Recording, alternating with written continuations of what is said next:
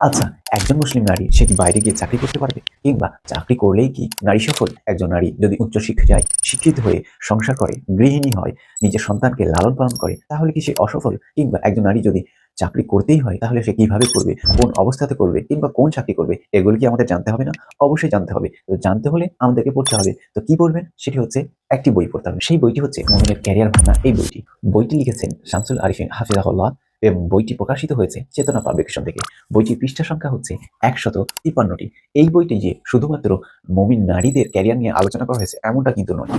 এবং মুমিন পুরুষ নারী উভয়ই ক্যারিয়ার রিলেটেড যত বিষয় আছে এই বইটিতে আলোচনা করা হয়েছে। প্রথমেই আমরা দেখব একজন নারী যদি চাকরি করে তাহলে সে কি ক্ষতি বয়ে নিয়ে আসে। প্রথমত যে ক্ষতিটা বয়ে নিয়ে আসে সেটি হচ্ছে তার নিজের ক্ষতি। একজন নারীর প্রতি মাসে একটি রেস্টের প্রয়োজন হয়।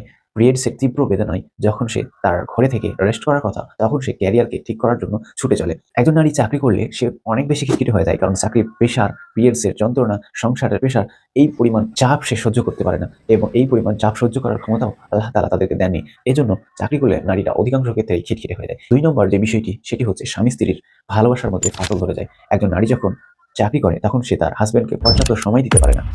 ৩ নম্বর হচ্ছে যে সন্তান এবং মায়ের মধ্যে অনেক বড় একটা গ্যাপ সৃষ্টি হয়, যেটা আমরা প্রায়ই লক্ষ্য করে থাকি। একজন নারী যখন চাকরি করে তখন তার সন্তান বড় হয় কাজের মেয়ের কাছে।